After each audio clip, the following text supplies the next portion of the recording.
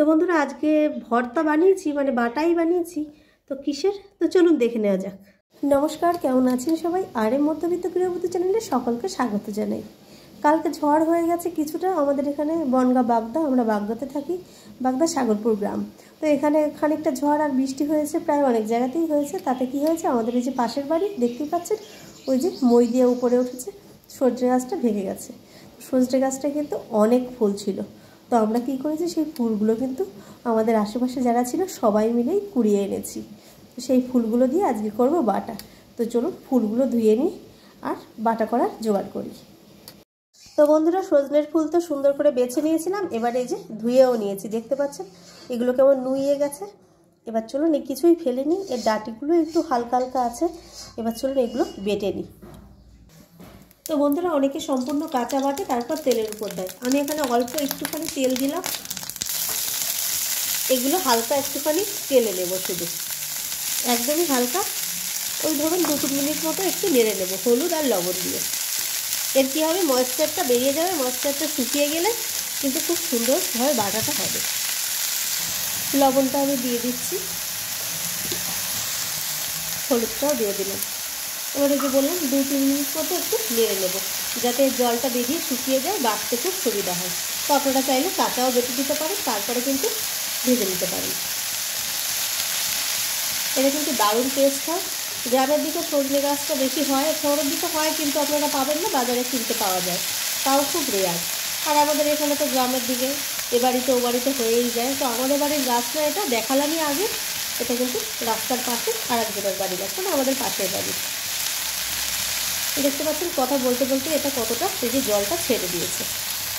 তো দেখতেই পাচ্ছেন পুরো কিন্তু ময়েশ্চার চলে গেছে, মানে জলটা ভাবটা চলে গেছে, বেশটা শুকিয়ে আসছে। এবার চলুন, এটা কিন্তু শিলনোড়ায় বাটলে সব থেকে বেশি টেস্ট হয়। তো যাদের বাড়ি শিলনোড়া নেই তারা কিন্তু মিক্সিতেও বেটে নিতে পারেন।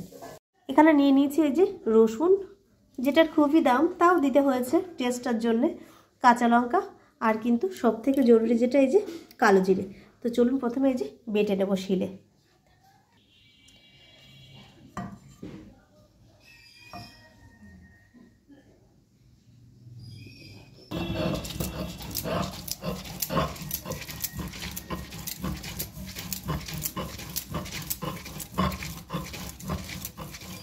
তো বাটাটা দেখতেই পাচ্ছেন একদম সুন্দরভাবে বাটাটা হয়ে গেছে। এবারে যে কাঁচা লঙ্কা, রসুন আর কালো জিরে বেটে নেব। কড়াইতে দেখতেই পাচ্ছেন তেলটা গরম হয়ে গেছে, এবারে এই যে বাটা সম্পূর্ণ হয়ে গেছে, এবার এতে দিয়ে ভেজে নেব।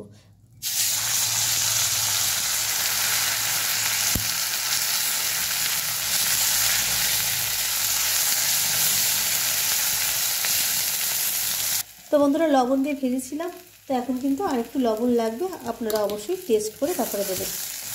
কালারটা দেখতেই পাচ্ছেন কতটা সুন্দর হয়েছে। এবার এতে দিয়ে দেবো একটুখানি চিনি, অল্প হলুদও দিয়ে দিয়েছি, এবার দিয়ে দিলাম চিনি। চিনিটা কিন্তু একটু দিলে ভালো হবে, যেহেতু সজনের ফুল সেহেতু কিন্তু হ্যাঁ একটু তিতো তিতো লাগে, ওই জন্য।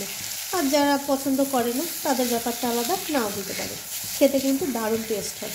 অবশ্যই কিন্তু একবার ট্রাই করবেন, অনেকেই জানেন। এবার এটাকে একটুখানি সিম করে নিয়ে সময় নিয়ে একটু ভেজে নেব। তো দেখুন এটা কিন্তু হয়ে এসছে, ওই ধরুন 5 থেকে 7 মিনিট এরকমভাবে একভাবে নাড়াচাড়া করে যেতে হবে। তলার দিকে এরকম হালকা হয়ে যাবে, সেটা কিন্তু আবার কভার হয়ে যাবে। তো লাস্টে যখন এই যে হয়ে আসবে, আমি কিন্তু অল্প রসুন থেতো করে রেখেছিলাম, এটা দিয়ে দেবো। এটাই কিন্তু ফ্লেভারটা বলেছিলাম খুব সুন্দর হয়, যে কোনো শাকের তরকারি, বাটা এরকম করে দিয়ে আর একটু নেড়ে নেব। ওই ধরুন 2 মিনিট মতো নেড়ে এটাকে চলুন নামিয়ে নিই। তো বন্ধুরা, নামিয়ে নিয়েছি, দেখতেই পাচ্ছেন কতটা অসাধারণ হয়েছে, আর গন্ধটা কিন্তু দারুণ বেরোচ্ছে। তো চলুন গরম গরম ভাতের সঙ্গে টেস্ট করা যাক। আজকের মতো এটুকুই, আবার একটা নতুন রেসিপি নিয়ে আপনাদের সামনে চলে আসবো। টাটা।